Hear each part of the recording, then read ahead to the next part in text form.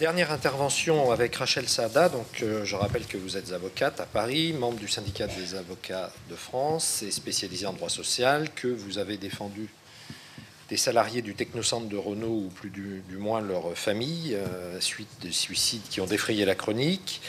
Et vous allez nous parler un peu des évolutions de la jurisprudence. Je ne sais pas si on va sortir du cadre ou re-rentrer dans le cadre, et du droit qui permettait d'espérer, il y a quelques années, qu'on pourrait peut-être faire changer les entreprises dans leurs pratiques et en relations sociales, mais qu'avec certaines décisions très récentes de la Chambre sociale de la Cour de cassation, j'en ai titré mon édito sur marche arrière, est-ce qu'on n'est pas en train justement d'enregistrer un certain recul? Voilà. Bien, merci. Oui, alors je vais faire une brève intervention comme tout le monde, peut-être en 3 points. Le premier point, d'abord, pour vous dire comment je suis sortie du cadre. En 2006, donc 2006-2007 ont lieu une série de suicides au technocentre Renault qui vont vraiment frapper les esprits très fortement. Je pense d'une part lié au fait que ça se passe chez Renault, qui est une entreprise française emblématique, et que d'autre part, ça frappe des ingénieurs, des gens qui, a priori, dans la représentation collective, ne font pas partie des gens qui se foutent en l'air parce qu'ils seraient surendettés, alcooliques, ou bien dans une difficulté majeure existentielle. Donc, il y a une espèce de choses comme ça qui explosent, et forcé de constater que quand je reçois la veuve d'Antonio, qui est le premier ingénieur à s'être suicidé en sautant donc d'une passerelle du bâtiment appelé la Ruche, au technocentre à Guyancourt. Lorsque je reçois sa veuve, je fais rapidement le constat que je ne vais pouvoir ni invoquer un problème de harcèlement moral qui aurait été préalable à cette décompensation, et que je ne vais pas non plus pouvoir invoquer une violation des préconisations du médecin du travail, puisqu'il n'y en a pas eu concernant Antonio. Antonio ne s'est pas confié au médecin du travail, il n'a pas été convoqué pour une visite particulière qu'aurait provoqué l'employeur.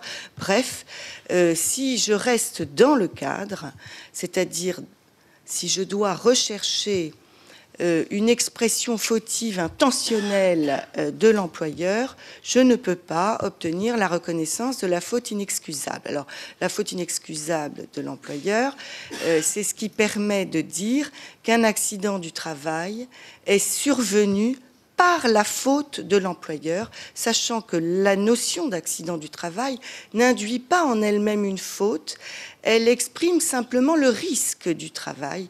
Et il peut y avoir accident du travail, c'est souvent le cas, sans aucune faute de l'employeur, mais simplement par le fait du travail. Donc, aller expliquer qu'un ingénieur qui s'est volontairement donné la mort, qui n'a pas été victime d'un harcèlement moral, pour lequel le médecin du travail n'a pas préconisé de mesures particulières, relève de la faute inexcusable de l'employeur, il faut être un peu marteau pour essayer. Il fallait oser, voilà. Et tout le monde m'a promis, dans le métier en tout cas, c'est drôle d'ailleurs, parce que c'est dans le métier qu'on me disait « tu n'y arriveras pas, tu es dingue, tu vas dans le mur. Quoi, tu n'invoques pas de harcèlement moral, t'es dingue, tu vas dans le mur. » Par contre, chaque fois que je parlais de ce dossier à des gens qui n'étaient pas des juristes, ils me disaient « mais c'est l'évidence, tu as raison ».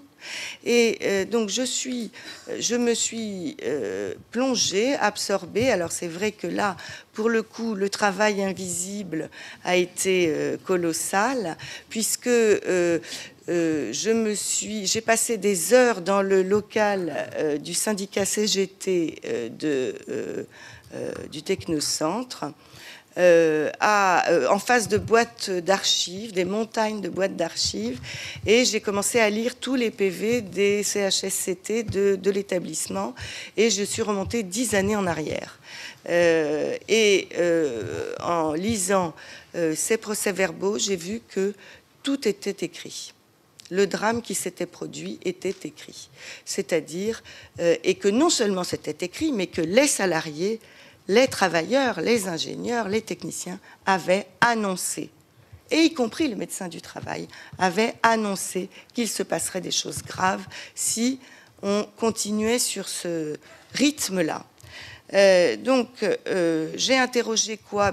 J'ai interrogé la charge de travail et donc les effectifs. J'ai dénoncé dans les écritures que j'ai prises la culture du sous-effectif. C'est-à-dire que le travail doit se faire de plus en plus avec de moins en moins de gens.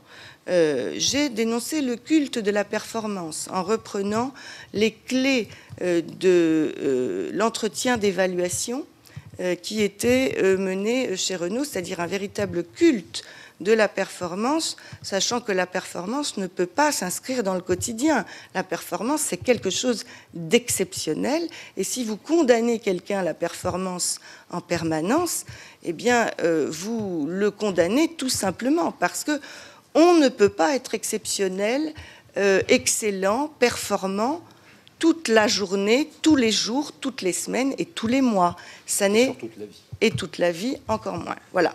Donc, j'ai interrogé ça et j'ai interrogé la charge de travail. Je me dis, mais qu'est-ce qu'il faisait, ce garçon? Pourquoi est-ce qu'il travaillait de 7h du matin à 10h du soir? Il rentrait chez lui, il dînait, il se remettait au boulot, il se couchait, il dormait 3 heures, il se relevait, et il retravaillait à 4h du matin, il repartait travailler à 7h. Pourquoi cet homme qui avait 15 ans de maison, qui sortait d'une grande école d'ingénieurs, qui avait l'amour de son travail, qui était heureux d'être chez Renault, qui était fier d'être chez Renault, qui n'était pas un syndicaliste, qui n'était pas quelqu'un de révolté particulièrement, au contraire, et qui s'était inscrit dans le projet de redressement de l'entreprise, puisqu'il participait notamment à ce qu'on appelle la simulation géométrique, c'est-à-dire la suppression du prototypage des véhicules par la simulation géométrique par informatique. Et pour gagner du temps, évidemment, et de l'argent. Et donc, il travaillait sur le véhicule qui a redressé Renault, c'est la Logan. Ensuite décliné avec la Sandero, etc. Donc, il était au cœur du processus de redressement de l'entreprise. Et cheminant dans mon raisonnement, ça a été très dur, très difficile, parce que c'est assez solitaire comme exercice. En fait, on lit. En fait, je cherchais, mais je ne savais pas ce que je cherchais. Donc, c'était compliqué. Donc, je lisais, je cochais, je mettais du stabilo ici, 3 notes ici, des petits paquets de feuilles là, et puis je laissais reposer. Et un jour est venue la formalisation de l'idée qui était que Antonio n'était que la manifestation singulière d'un risque anormal qui était encouru collectivement. Et que, bien sûr, tout le monde n'allait pas se suicider chez Renault, tout le monde n'allait pas tomber en dépression, mais que certains allaient à eux seuls exprimer ce risque qui était anormal. Et c'est ça que j'ai démontré en invoquant l'obligation de sécurité de résultat. Le tribunal a répondu 2 choses très importantes. Le tribunal puis la Cour. Ce sont 2 décisions très intéressantes, très importantes, parce qu'elles donnent un guide de prévention aux entreprises.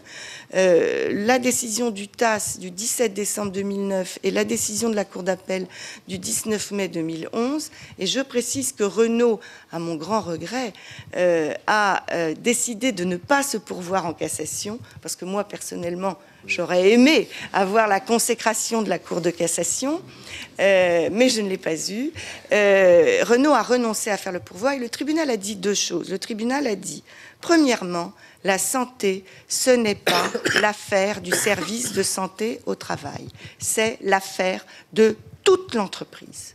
Deuxièmement, la charge de travail doit obligatoirement être évaluée.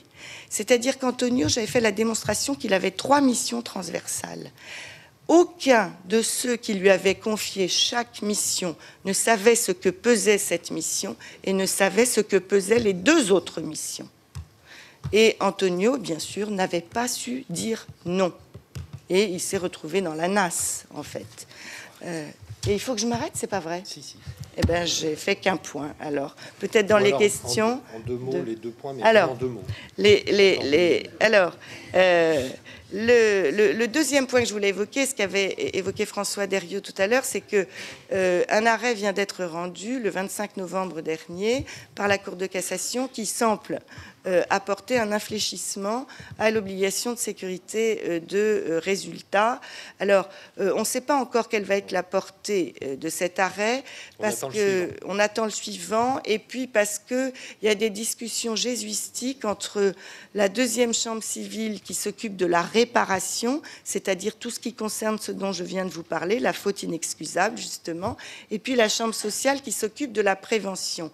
Et comme on est dans un discours en ce moment, depuis longtemps, du patronat, qui s'inscrit dans la mise en cause générale du droit du travail, générale, les employeurs ont réussi à convaincre que si on continuait de les condamner systématiquement, entre guillemets, ils n'ont jamais été condamnés systématiquement, c'est une fable, eh bien, ça servait à rien qu'ils fassent de la prévention, parce que les pauvres, comme à chaque fois qu'ils font un truc et que ça ne marche pas, on les condamne, eh ben, c'est vraiment pas de chance, et puis dis donc, c'est quand même très décourageant, tout ça.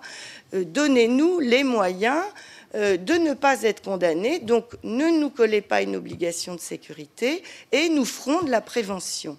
C'est ça qu'ils expliquent, c'est-à-dire demandez-nous moins pour que nous fassions plus. Ça, c'est encore un des raisonnements, oui, des raisonnements invraisemblables. Alors on verra, c'est un peu dangereux. Et le dernier point, c'est la question des inaptitudes, c'est-à-dire je pense qu'on est dans une situation qui est absolument invraisemblable, où on demande, alors là aussi, aux médecins du travail de gérer les sorties des malades, que certes c'est une solution sur le plan individuel parce qu'on ne peut pas laisser les gens exposer et risquer leur peau, mais qu'il va bien falloir à un moment ou à un autre s'interroger sur le nombre d'inaptitudes, sur le fait que prochainement il ne sera plus nécessaire pour les employeurs de rechercher un reclassement lorsque l'inaptitude aura été prononcée à tout poste de manière définitive, alors que jusqu'à présent, ils doivent quand même rechercher un reclassement, que ça, c'est aussi une vraie difficulté, et que donc, c'est très curieux, mais on est dans une espèce de syndrome que moi, je dis en rigolant, je me souviens d'une vieille pub, c'était les frites McCain, qui disait ceci, c'est ceux qui en parlent le plus qui en mangent le moins. Et là, on parle énormément de santé, de sécurité au travail, mais en réalité, on est en train de détricoter beaucoup de choses après avoir laissé très peu de temps. L'obligation de sécurité, c'est 2002 seulement. Et voilà, donc je me tais. Merci.